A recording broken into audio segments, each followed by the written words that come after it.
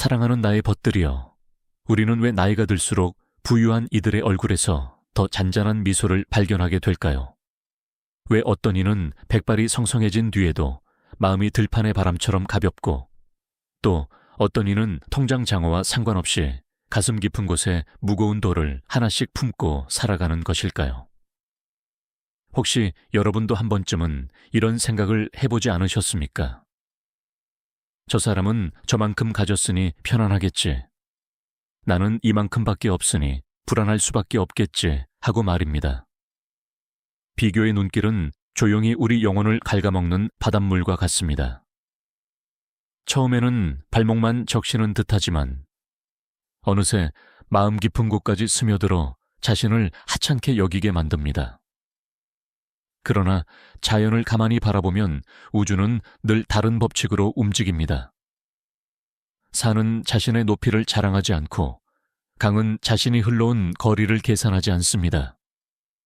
들꽃은 옆에 핀 장미와 비교하지 않고 그저 주어진 계절 속에서 피고 집니다. 조상들은 오래전부터 아는 만큼이 아니라 비우는 만큼이 삶이다 라는 지혜를 전해왔습니다. 인생의 후반부는 쌓아 올리는 계절이 아니라 가지를 정리하고 열매를 고르는 계절이라는 것을 말입니다. 가을이 깊어질수록 나무는 잎을 떨구어야만 겨울을 견딜 힘을 얻습니다. 잎을 붙들고 있겠다고 고집하는 나무는 결국 스스로의 무게에 짓눌리고 맙니다.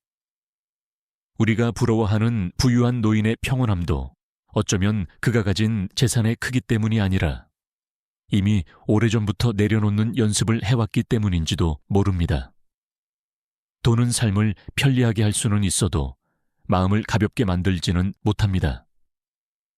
통장은 숫자로 채워지지만 영혼은 숫자로 채워지지 않습니다. 오히려 끝없는 비교와 욕망은 모래사장에 물을 붓는 일과 같아서 채우려 할수록 더 빨리 사라집니다. 그래서 우리는 스스로에게 묻지 않을 수 없습니다. 나는 무엇을 기준으로 나의 가치를 재고 있는가?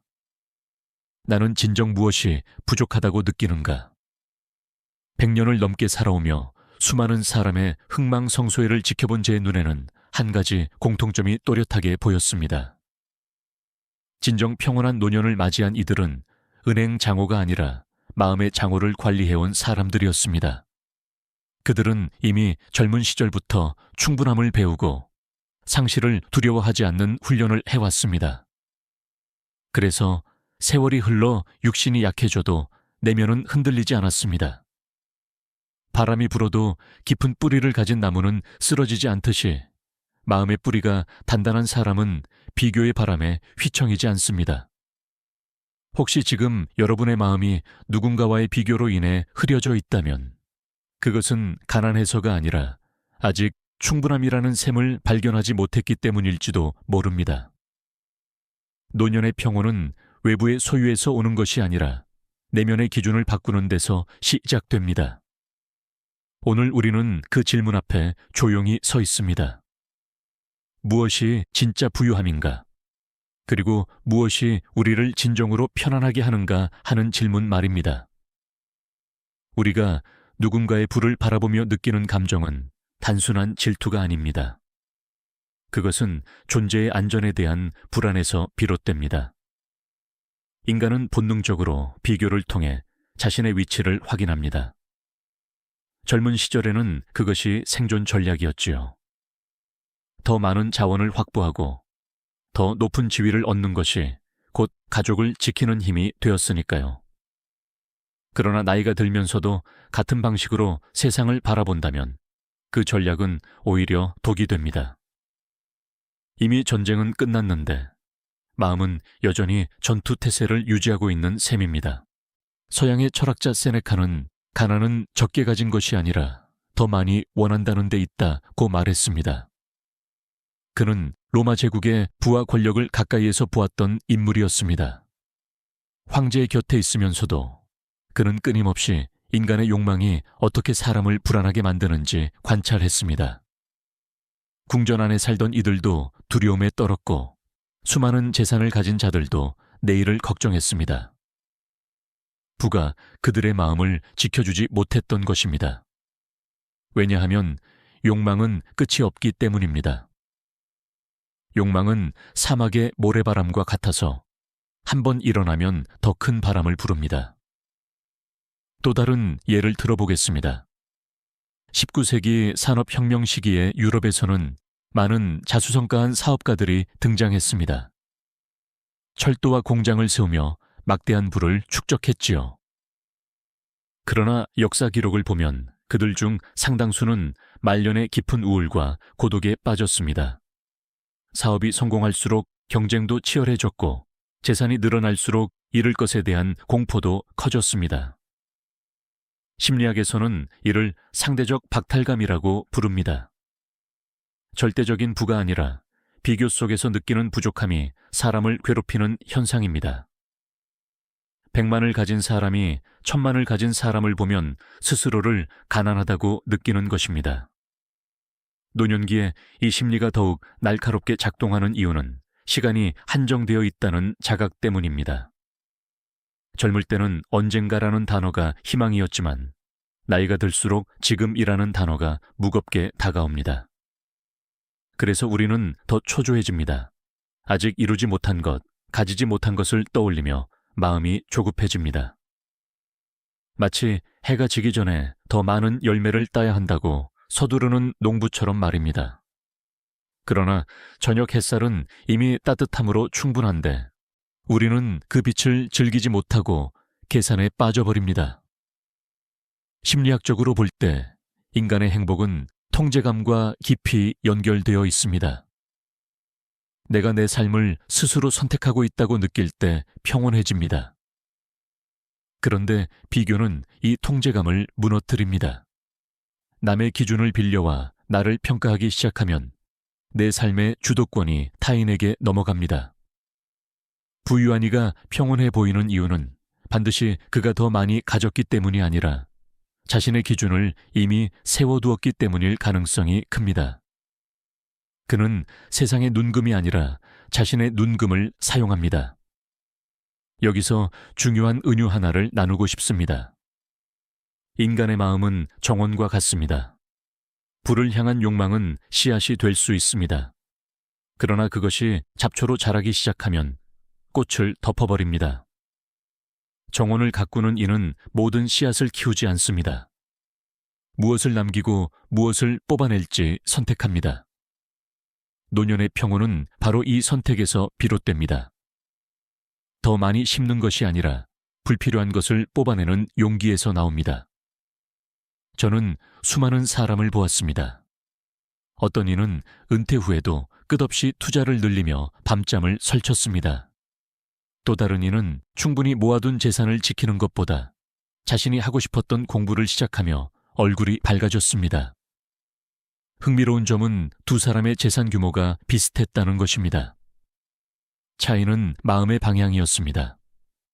한 사람은 더 가지려는 긴장 속에 살았고 다른 한 사람은 이미 가진 것의 의미를 음미하며 살았습니다.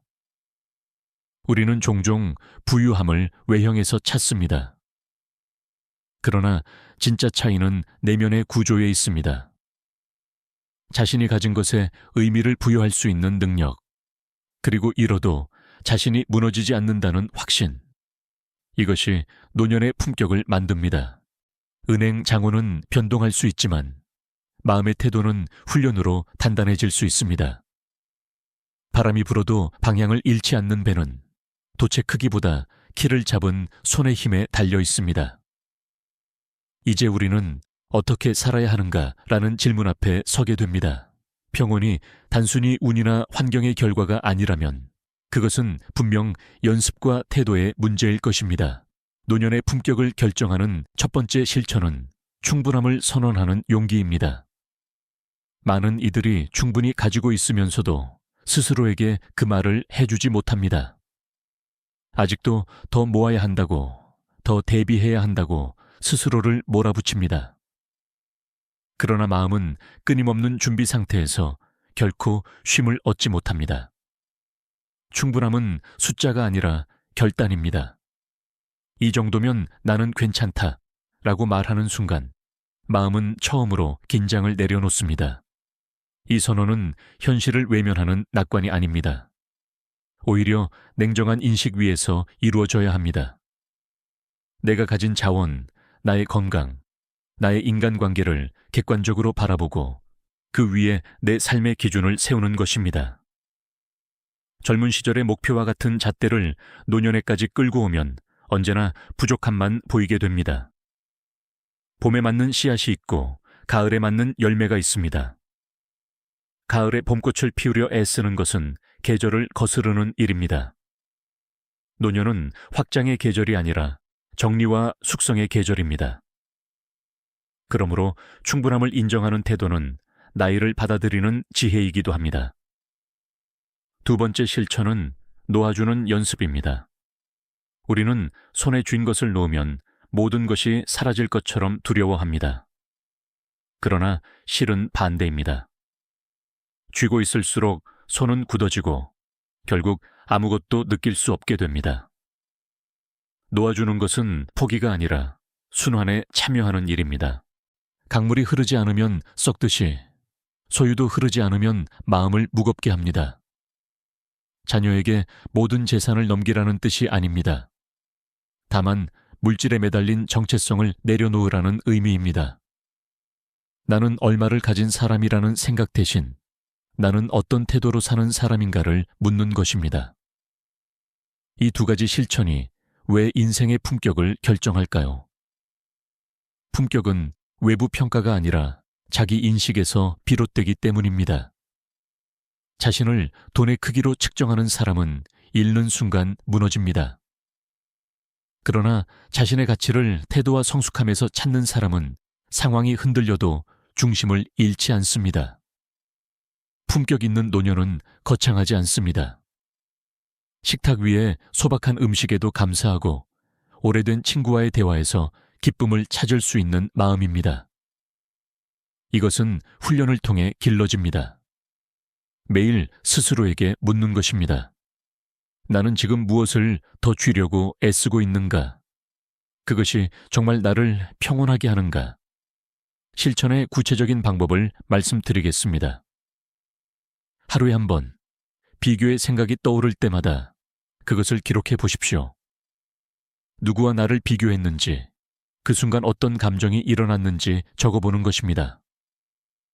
글로 적으면 생각은 구체화되고 감정은 객관화됩니다. 그러면 깨닫게 됩니다. 비교의 대부분은 실제 위협이 아니라 습관이라는 것을. 습관은 훈련으로 바꿀 수 있습니다. 비교 대신 감사의 목록을 적어보십시오. 오늘 내가 누릴 수 있었던 작은 안정, 작은 기쁨을 세어보는 것입니다. 처음에는 어색하지만 점차 마음의 시선이 달라집니다. 또 하나의 연습은 미래에 대한 계산을 줄이는 것입니다. 노년의 불안은 대개 먼 미래의 가정에서 시작됩니다. 만약 병이 들면, 만약 돈이 모자라면, 만약 자녀가 나를 돌보지 않으면 하는 생각들입니다. 물론 준비는 필요합니다. 그러나 지나친 가정은 현재를 빼앗습니다.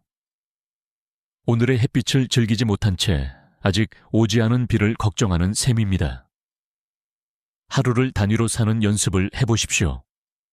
오늘 할 수 있는 것에 집중하고 오늘 누릴 수 있는 평온을 충분히 음미하는 것입니다. 그러면 미래는 생각보다 위협적이지 않게 느껴집니다. 이 모든 실천은 결국 한 문장으로 모아집니다. 아는 만큼이 아니라 비우는 만큼이 부유해진다는 사실입니다. 충분함을 선언하고 집착을 내려놓는 사람은 마음에 공간이 생깁니다. 그 공간에 평온이 자리 잡습니다. 노년의 진짜 부는 그 공간에서 빛납니다. 그 빛은 은은하지만 오래갑니다. 금빛 노을처럼 과시하지 않지만 깊은 온기를 남깁니다. 마음이 충분함을 배우고 놓아주는 연습을 시작했다면 이제 우리는 또 다른 차원으로 나아가야 합니다. 그것은 자기 존엄을 재정의하는 일입니다. 많은 분들이 노년에 이르러 스스로의 가치를 여전히 생산성과 소유에서 찾으려 합니다. 그러나 은퇴 이후에도 같은 기준을 붙들고 있으면 마음은 끊임없이 줄어드는 그래프를 바라보는 투자자처럼 불안해집니다.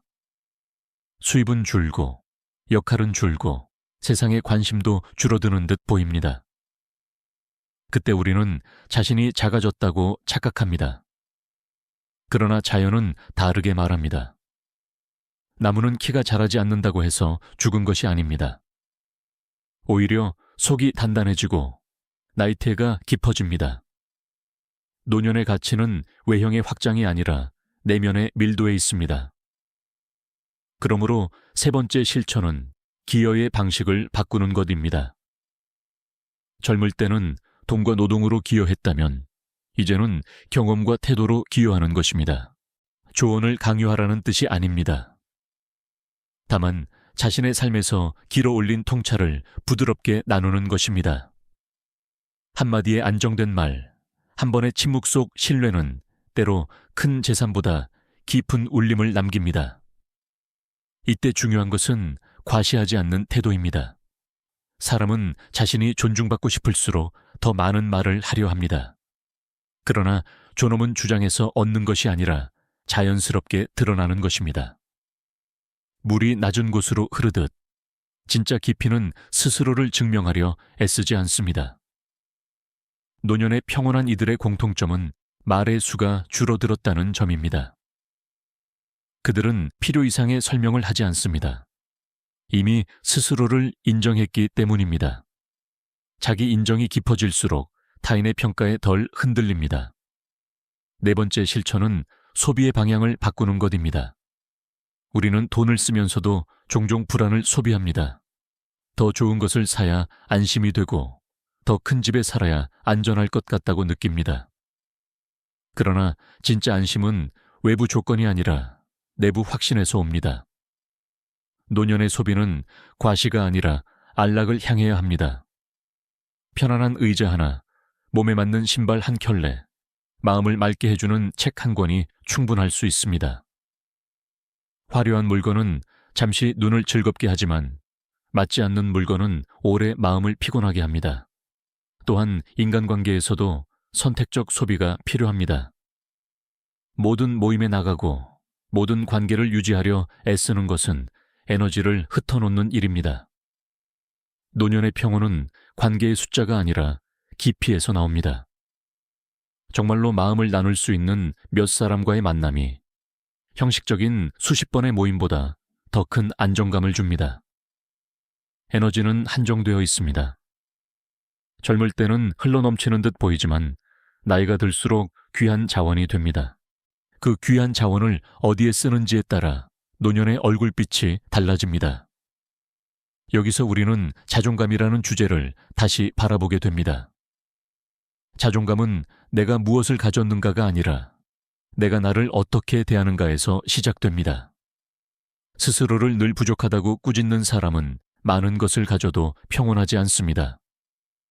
반대로 자신의 한계를 인정하고도 자신을 존중하는 사람은 비교적 적은 자원 속에서도 당당합니다. 노년의 자존감은 완벽함이 아니라 수용에서 나옵니다. 나는 이만큼 살았고 이만큼 배웠으며 이만큼 사랑했다는 사실을 받아들이는 것입니다. 그리고 마지막으로 중요한 실천은 시간을 친구로 만드는 것입니다. 많은 분들이 나이를 적으로 여깁니다. 주름이 늘고 체력이 줄어드는 것을 보며 시간을 원망합니다. 그러나 시간은 빼앗는 존재이면서 동시에 정화하는 존재입니다. 젊은 시절의 과오와 실패를 시간이 부드럽게 감싸줍니다. 만약 우리가 시간을 두려워하지 않고 동행자로 받아들인다면 매일의 하루는 잃어버린 기회가 아니라 완성되어가는 이야기의 한 장이 됩니다. 자기 존엄을 새롭게 정의하고 기여의 방식을 바꾸며 소비와 관계를 정리하고 시간을 적이 아닌 친구로 받아들이는 사람은 노년에 들어 더욱 안정됩니다. 그의 평온은 통장의 숫자와 무관하게 깊어집니다. 그것은 조용히 빛나는 등불과 같습니다. 바람이 불어도 쉽게 꺼지지 않는 이유는 불꽃이 크기 때문이 아니라 심지가 단단하기 때문입니다. 노년의 분은 바로 그 심지에 있습니다. 서울 외곽의 한 오래된 아파트 단지에서 김영수라는 68배 남자를 만난 적이 있습니다. 그는 한때 중경기업의 임원으로 일했고 은퇴 후에도 적지 않은 재산을 가지고 있었습니다. 겉으로 보기에는 부족함이 없어 보였지요. 그러나 그의 눈빛에는 늘 계산기가 돌아가고 있었습니다. 엘리베이터 안에서도 주식 시황을 확인했고 친구의 집을 방문해서도 집값 이야기를 꺼냈습니다. 어느 날 저녁 그는 오랜 친구 박정호와 마주 앉았습니다. 박정호는 영수 씨보다 형편이 넉넉하지 않았지만 얼굴에 잔잔한 미소가 번져 있었습니다. 자네는 걱정이 없나? 요즘 경기가 이 모양인데. 영수 씨가 물었습니다. 정호 씨는 잠시 찻잔을 내려놓으며 고개를 기울였습니다. 걱정이 왜 없겠나. 다만 내가 쥐고 있는 것보다 놓을 수 있는 게 더 많아졌다는 걸 알게 되었지. 그 말에 영수 씨의 눈썹이 미묘하게 흔들렸습니다. 그는 의자의 등을 기대며 한숨을 쉬었습니다. 손가락은 무릎 위에서 조용히 두드리고 있었지요. 그 작은 움직임에는 불안이 스며 있었습니다. 재산은 많았지만 잃을지도 모른다는 생각이 그의 마음을 늘 긴장시키고 있었습니다. 반면 정호 씨의 어깨는 부드럽게 내려와 있었습니다. 그는 자신의 통장을 자랑하지도 미래를 장담하지도 않았습니다. 대신 요즘 동네 도서관에서 아이들에게 책을 읽어준다는 이야기를 꺼냈습니다. 아이들 눈을 보면 말이야, 내가 살아온 세월이 헛되지 않았다는 생각이 들어.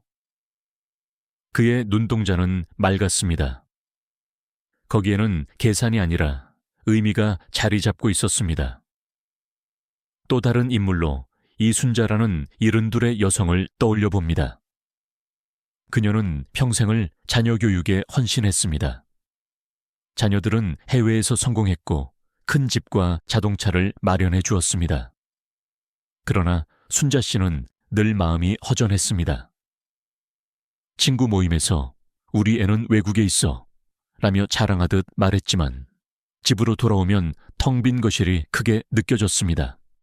어느 날 딸과 영상 통화를 하던 중 순자 씨는 무심코 이렇게 말했습니다. 엄마는 이제 필요 없는 사람 같구나. 화면 속 딸은 당황한 표정을 지었습니다.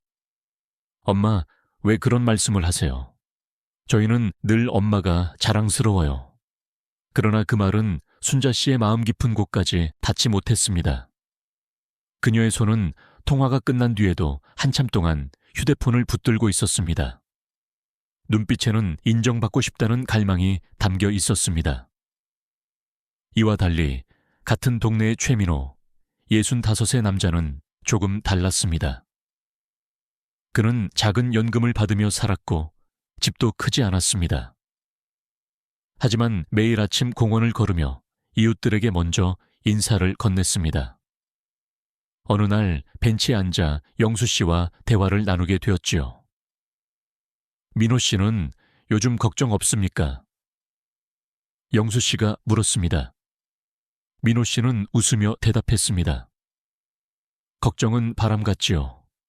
막으려 하면 더 세게 불고 지나가도록 두면 잠잠해집니다. 그의 말투는 과장되지 않았습니다. 몸짓도 크지 않았습니다. 다만 시선이 안정되어 있었습니다. 그는 자신의 부족함을 숨기지 않았고 남의 풍요를 부러워하지도 않았습니다. 오히려 자신이 누릴 수 있는 작은 자유를 즐기고 있었습니다. 아침 햇살을 맞으며 걷는 시간, 오래된 친구와의 소박한 점심, 손주에게 보내는 짧은 편지. 그것이 그의 하루를 채웠습니다. 이 세 사람의 차이는 재산의 크기에서 비롯된 것이 아니었습니다. 영수 씨는 가진 것이 많았지만 마음은 늘 경계 상태였습니다. 순자 씨는 자녀의 성공을 자신의 가치로 삼았기에 공허함을 느꼈습니다. 반면 정호 씨와 민호 씨는 이미 자신의 존재를 인정하고 있었습니다. 눈빛의 방향이 달랐습니다. 전자는 밖을 향해 있었고 후자는 안을 향해 있었습니다. 심리적으로 보면 영수 씨의 손가락 두드림은 통제 상실에 대한 두려움의 표현이었습니다. 순자 씨의 휴대폰을 놓지 못하는 모습은 관계에 대한 의존의 신호였습니다. 그러나 정호 씨의 차분한 어깨와 민호 씨의 느린 걸음은 자기 수용의 상징이었습니다. 그들은 외부의 변화가 자신의 중심을 흔들지 못하도록 이미 뿌리를 내리고 있었습니다. 우리는 이들의 모습을 통해 스스로를 비춰볼 수 있습니다. 나는 어떤 눈빛으로 세상을 바라보고 있는가? 나는 무엇을 붙들고 있으며 무엇을 놓지 못하고 있는가? 노년의 평온은 겉으로 드러나는 재산이 아니라 몸짓과 시선 속에서 먼저 드러납니다. 어깨가 편안한지, 숨이 고른지, 타인의 성공을 들었을 때 마음이 흔들리는지 스스로에게 물어보아야 합니다. 마음이 부유한 사람은 비교의 파도 속에서도 가라앉지 않습니다. 그는 잔잔한 호수처럼 스스로를 비춥니다. 그리고 그 고요함은 주변 사람들에게도 전해집니다. 영수 씨가 언젠가 계산기를 내려놓고 순자 씨가 자신의 존재를 자녀의 성공과 분리해낼 수 있다면 그들의 얼굴빛도 달라질 것입니다. 평온은 소유의 결과가 아니라 태도의 결실이기 때문입니다. 사랑하는 벗들이여, 우리가 부유한 이들의 평온을 부러워했던 시간은 어쩌면 우리 안에 잠들어 있던 갈증을 일깨우는 과정이었는지도 모릅니다. 그러나 이제 우리는 조금 다른 시선으로 노년을 바라볼 수 있습니다. 평온은 통장의 숫자에서 오지 않고 비교를 멈춘 자리에서 피어납니다. 분은 바깥에서 쌓이지만 평안은 안에서 익어갑니다. 가을 햇살이 화려하지 않아도 깊은 온기를 남기듯이 진짜 부유함은 조용히 우리의 얼굴빛을 바꿉니다. 혹시 지금도 누군가의 성공과 재산을 떠올리며 마음이 흔들린다면 그것은 당신이 부족해서가 아닙니다. 아직 자신만의 기준을 온전히 세우지 못했기 때문일 뿐입니다. 세상의 저울은 늘 움직입니다. 그러나 자신의 저울을 가진 사람은 외부의 변화에 쉽게 기울지 않습니다. 나는 이만큼 살아왔고, 이만큼 사랑했고, 이만큼 배웠다는 사실을 인정하는 순간 우리는 이미 가난하지 않습니다. 그것은 숫자로 환산할 수 없는 자산입니다. 노년은 잃어가는 시간이 아니라 정제되는 시간입니다. 쓸모없는 생각을 덜어내고 불필요한 관계를 정리하고 자신을 괴롭히던 비교를 내려놓는 시간입니다. 그 과정 속에서 우리는 비로소 가벼워집니다. 무거운 짐을 지고 산을 오르던 사람이 짐을 내려놓는 순간 하늘을 올려다볼 여유를 얻는 것과 같습니다. 하늘은 늘 그 자리에 있었지만 우리는 짐에 시선을 빼앗겼을 뿐입니다. 자존감은 성취의 총합이 아니라 자기 존중의 깊이입니다. 스스로를 존중하는 사람은 많아도 조용하고 적어도 당당합니다. 그는 세상에 증명하려 애쓰지 않습니다. 이미 자신을 인정했기 때문입니다. 그 고요한 확신이 노년의 얼굴을 부드럽게 만듭니다. 그래서 진정 부유한 노년은 화려하지 않지만 가까이 다가가면 따뜻합니다. 오늘 이 시간 이후로 자신에게 한마디 해주십시오. 나는 이미 충분하다. 그 말이 마음에 닿는 순간 비교의 파도는 잦아들 것입니다. 그리고 당신의 삶은 더 이상 남의 기준에 흔들리지 않을 것입니다. 저물어가는 하루가 아름다운 이유는 그것이 끝이 아니라 완성이기 때문입니다. 노년 또한 그렇습니다. 우리가 비우고 받아들일수록 삶은 더욱 맑고 깊어집니다. 평온은 멀리 있지 않습니다. 지금 이 자리, 당신의 가슴 안에서 이미 조용히 빛나고 있습니다.